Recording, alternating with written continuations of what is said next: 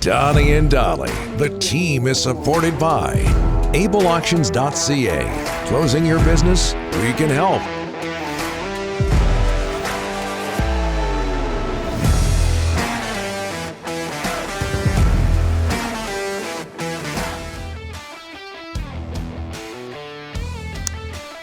It is Wednesday, and all of our guests today are brought to you by our outstanding title sponsors, Able Auctions, ableauctions.ca.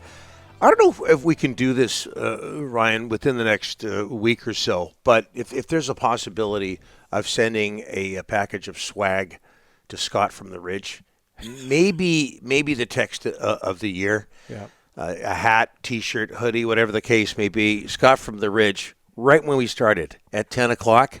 Great show so far, guys. We've had technical issues the last couple of days. Love it. Tongue-in-cheek, smart-ass, get him a hat, T-shirt, and a hoodie. Thank you, Scott from the Ridge. At least he's tuning in, so there's that. Jeff Paterson joining us now from Sekeres and Price in the Rink-Wide podcast as the Canucks blow a 3-goal lead and lose 5-4 in Pittsburgh. How are you, sir? I'm good, and kudos to all of you guys. That was a slickly run draft lottery simulator segment right off the top. The hours and days of rehearsals paid off. Yeah. We won't be showing that at any broadcasting school anytime soon. No. Hey, how does a team with a history of blowing multiple goal leads blow a multiple goal lead last night in such spectacular fashion, Jeff? Guys, honestly, did either one of you think that game was over at 3-0 Canucks 7 minutes into the hockey game? Good point. It was too early. It was too early. No. Good point. I mean, look, we've seen it happen so often before. Just the way that this team defends or doesn't defend. And the kicker is always the Penguins hadn't had a power play yet, and they got one, and then, all of a sudden the Canucks take another one. It's Lazar and it's Miller in the penalty box, and a 5-on-3. You knew the Penguins were going to score, and sure enough they did, and that seemed to open the door. It got them into the game. It got their fans into the game, and I think it puts the Canucks back on their heels. And then we talk about the way they defend. I mean, that Sidney Crosby goal, it was inevitable that the Penguins were going to score on that shift, just buzzing in the Canucks zone. Nobody could touch the puck for the better part of a minute. And then, sure enough, the 3-2 goal, I mean, at that point, it just felt like the snowball was rolling downhill. But to me, Donnie, it all tracks back to the penalty kill. The Canucks are at the 40-game mark, and the penalty kill is at 67.8%, and it just feels like nothing can or will be done to change this. And they went out in the summer, and they spent money on Ilya Mikheyev. They brought in Curtis Lazar a year ago. Elias Paterson and Quinn Hughes asked to be on the penalty kill. I mean, at this time last year, they were just getting their feet wet as penalty killers.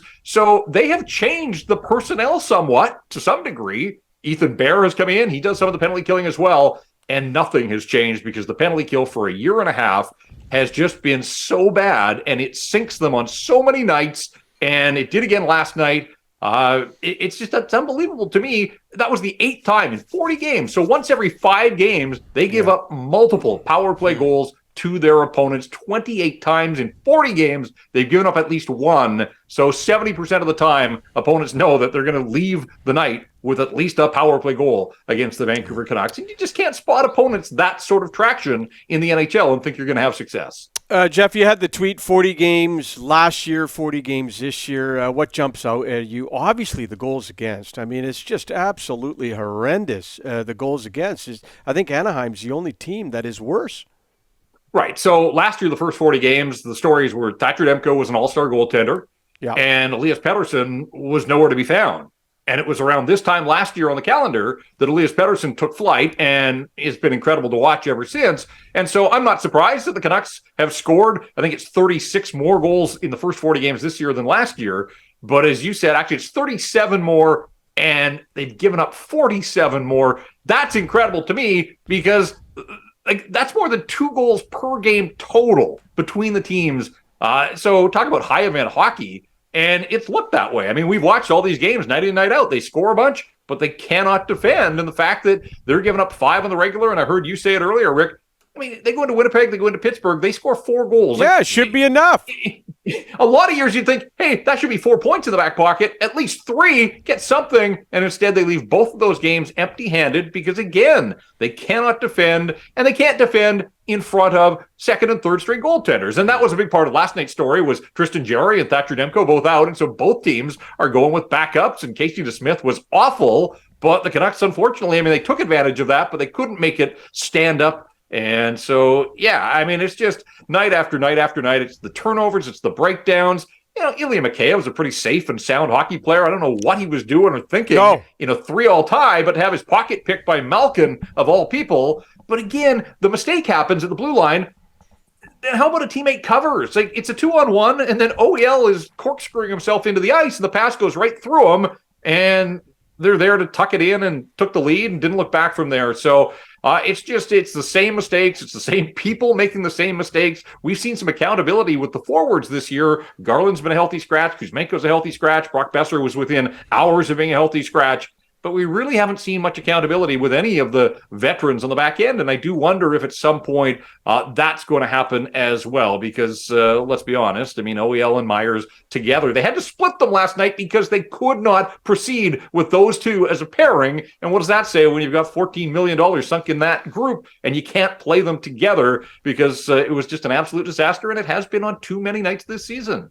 And so let's go to the second period. Late in the second, you got a 2-man power play. You got the opportunity sitting right there, and nothing. The power play, Jeff, since Christmas is gone kind of backwards.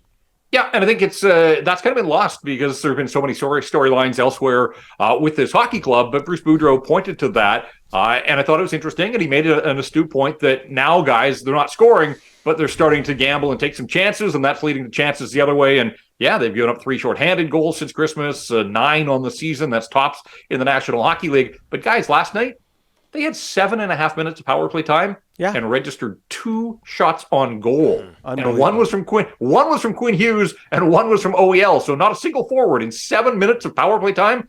Put a puck on the net? Come on. It is crazy. And look, I thought Elias Paterson had another strong night. He had 6 shots on goal and he had 11 shot attempts. He had the 2 shorthanded breakaways.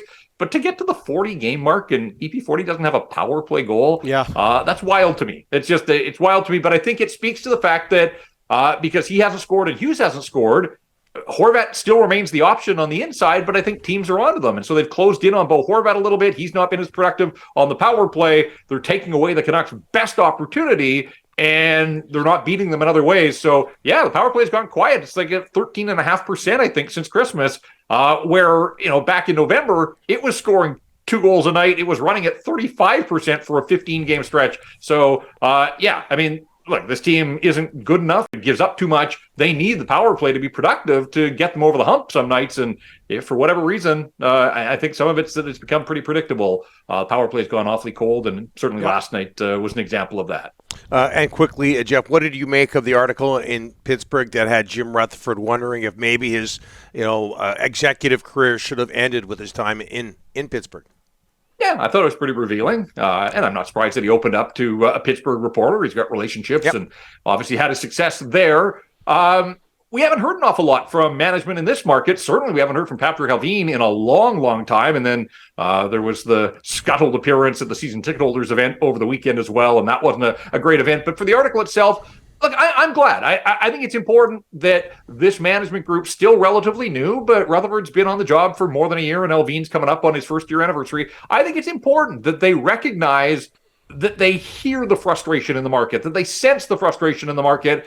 I don't know that they fully grasp that frustration, though. And one of the quotes there talked about the fact that the Canucks haven't won a cup. Sure, that's part of the frustration, but the real angst in this market is just this last decade and the fact that we're no further ahead, that it's just been bad decision after bad decision. And these guys have come in, and let's be honest, signing JT Miller, signing Mikheyev, recommitting to Besser, they haven't exactly turned the fortunes of the decision-making. Yeah, so you're right that people are mad. And look, they can point fingers at the media or whatever. These are the decision makers.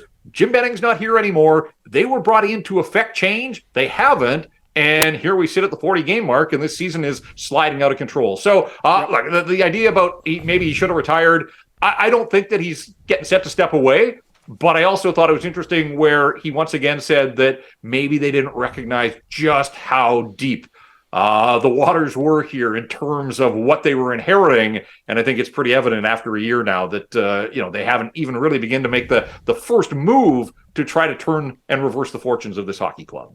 Talk to you next week, Jeff. Thanks so much for doing this. All right, guys. Thank you.